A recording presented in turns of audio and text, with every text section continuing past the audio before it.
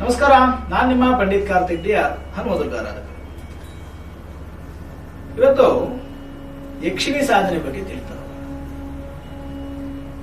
ಈ ಯಕ್ಷಿಣಿ ಸಾಧನೆ ಅನ್ನುವಂಥದ್ದು ಬಹಳ ಜನರಿಗೆ ಹಾಗೆ ಮಾಡುತ್ತೆ, ಹೀಗೆ ಮಾಡುತ್ತೆ, ಇದು ಅಥರ್ವಣ ವೇದದಲ್ಲಿದೆ ಅನ್ನೋ ಬಹಳ ರೀತಿಯಾದ ನಂಬಿಕೆಗಳನ್ನ ಇಟ್ಕೊಂಡಿದ್ದಾರೆ. ಆದ್ರೆ ಅಥರ್ವಣ ವೇದದಲ್ಲಿ ಮೂರವಾಗಿ ನೂರಾರು ಋಷಿಗಳು, ಸಾವಿರಾರು ಮಂತ್ರಗಳಿದ್ದಾರೆ. 20 ಕಾಂಡ ಇದೆ ಅಥರ್ವಣ ವೇದದಲ್ಲಿ. ಆ 20 ಕಾಂಡದಲ್ಲಿ ನೋಡಿದ್ರೆ ಎಲ್ಲೂ ಸಹ ನಿಮ್ಗೆ ಶತ್ರು ಸಂಹಾರ ವಿದ್ಯೆ ಇರ್ಬೋದು, ಷಟ್ಕರ್ಮ ಪ್ರಯೋಗಗಳಿರ್ಬೋದು, ಸ್ತಂಭನ, ವಶೀಕರಣ, ಆಕರ್ಷಣ ಪ್ರಯೋಗ ಎಲ್ಲೂ ಸಹ ಅದರ ತಂತ್ರ ವಿಧಾನದ ಉಲ್ಲೇಖ ಇಲ್ಲ. ಹೆಸರಿರಬಹುದು, ಆದ್ರೆ ತಂತ್ರ ವಿಧಾನವನ್ನು ಎಲ್ಲೂ ಉಲ್ಲೇಖ ಮಾಡಿಲ್ಲ. ಅದನ್ನ ಅಧ್ಯಯನ ಮಾಡದಂತ ಮಹನೀಯರುಗಳು ಈ ವಿದ್ಯೆಯನ್ನ ನಿಮಗೆ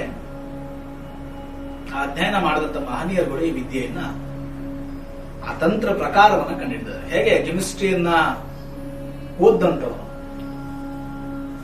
ತಾನು ಕೆಲವು ಕೆಮಿಕಲ್ ರಿಸರ್ಚ್ ಗಳನ್ನ ಮಾಡಿ ಕೆಮಿಕಲ್ ಕಂಡೀಷನ್ಸ್ ಗಳನ್ನ ಕಂಡುಹಿಡಿತಾನೋ, ಅದೇ ರೀತಿಯಾಗಿ ಅಥರ್ವಣ ವೇದವನ್ನು ಅಧ್ಯಯನ ಮಾಡದಂತ ಮಹನೀಯರುಗಳು, ಋಷಿಮುನಿಗಳು ಈ ಒಂದು ತಂತ್ರ ವಿಧಾನವನ್ನು ಕಂಡುಹಿಡಿದಿದ್ದಾರೆ.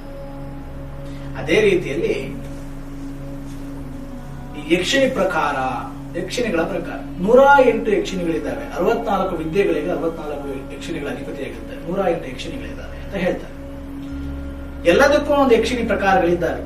ನಿಮ್ಗೆ ಸಂತಾನಕ್ಕೆ, ಆರೋಗ್ಯಕ್ಕೆ, ಅನುಗ್ರಹಕ್ಕೆ, ದುಡ್ಡಿಗೆ, ಧನಕ್ಕೆ, ಧಾನ್ಯಕ್ಕೆ, ಅಭಿವೃದ್ಧಿಗೆ, ವ್ಯಾಪಾರಕ್ಕೆ, ಪ್ರತಿಯೊಂದಕ್ಕೂ ಯಕ್ಷಿಣಿಗಳಿದ್ದಾವೆ.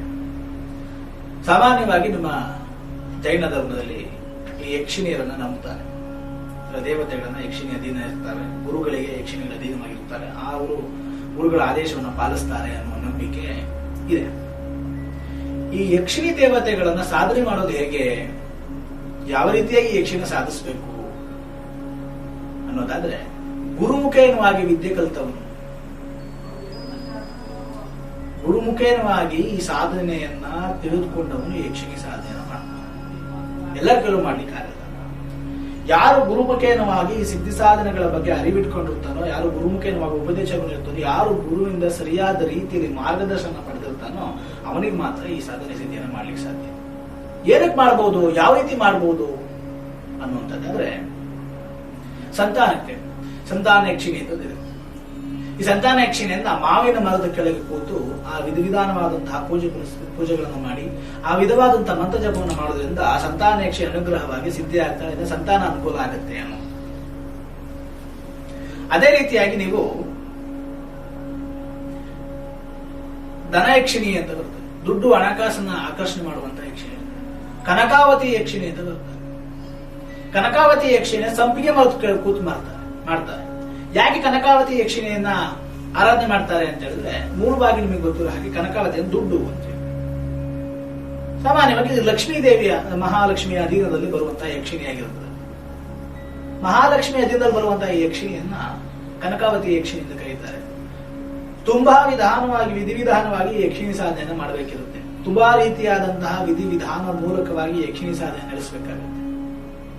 ಸುಲಭ ಅಂತ ಇರುತ್ತದೆ, ಬಹಳ ಕಷ್ಟವಿಧಾನವಾಗಿ ಯಕ್ಷಿಣಿ ಸಾಧನೆಯನ್ನು ಮಾಡಬೇಕು.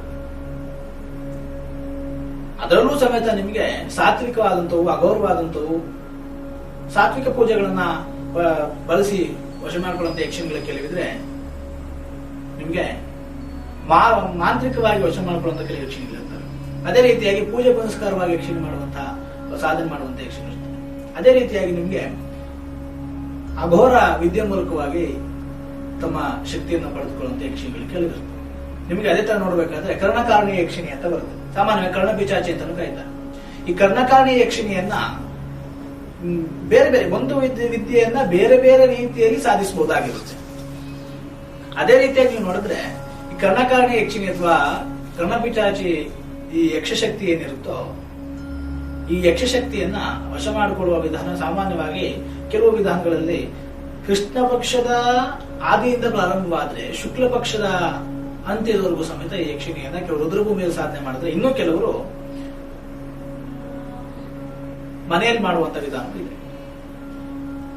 ಈ ಯಕ್ಷಿಣಿಯರನ್ನ ಯಾರು ಈ ಯಕ್ಷಿಣಿಯರು, ಎಲ್ಲಿಂದ ಬರ್ತಾರೆ ಯಕ್ಷಿಣಿಯರು ಎಲ್ಲಿ ಸಿಗ್ತಾರೆ, ಇವರನ್ನ ಸೃಷ್ಟಿ ಮಾಡಿದವರು ಯಾರು ಅನ್ನೋದನ್ನ ನೋಡ್ತಾ ಹೋದ್ರೆ ಸಾಮಾನ್ಯವಾಗಿ ದೇವ, ಗಂಧರ್ವರು, ಯಕ್ಷ ಯಕ್ಷಿಣಿಯರು, ನರ ಕಿನ್ನರರು, ಕಿಂಪುರುಷರು ಅಂತ ದೇವತೆಗಳು, ಗಂಧರ್ವರು ದೇವತೆಗಳ ಕೆಳಗೆ ಬರುವಂತವರು. ದೇವತೆಗಿರುವಂತಹ ಅರ್ಧ ಭಾಗದಷ್ಟು ಶಕ್ತಿ ಈ ಗಂಧರ್ವರಿಗಿರ್ತದೆ. ಕಿಂಪುರುಷರು ಅಂತಂದ್ರೆ ಈ ನೀವು ನೋಡ್ಬೇಕು, ಈ ಯಮನ ನಿಮ್ಮ ಫಿಲಮ್ ಅದೆಲ್ಲ ನೋಡಿದ್ರೆ ಯಮನ್ ಜೊತೆ ಕೆಲವರು ಇರ್ತಾರೆ, ಇವರು ಕಿಂಪುರುಷರು.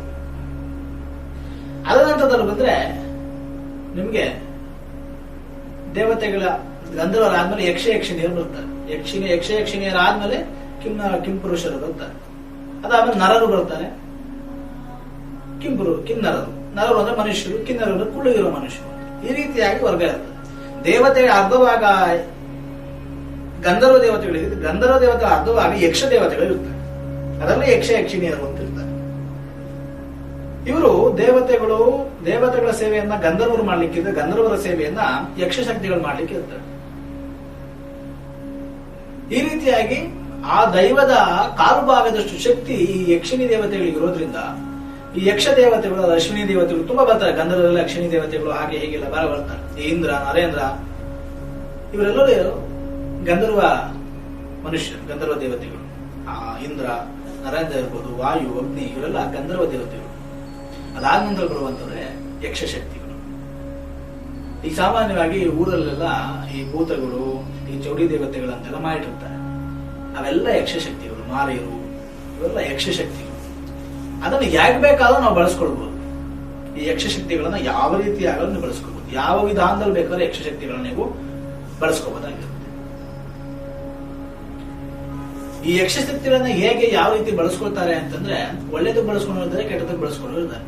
ಅದರಲ್ಲೂ ಮಹಾಯಕ್ಷಿಣಿ ಅಂತ ಬರ್ತದೆ. ಈ ಯಕ್ಷ ಕುಲಕ್ಕೆ ಅಧಿದೇವತೆ ಮಹಾಯಕ್ಷಿಣಿ.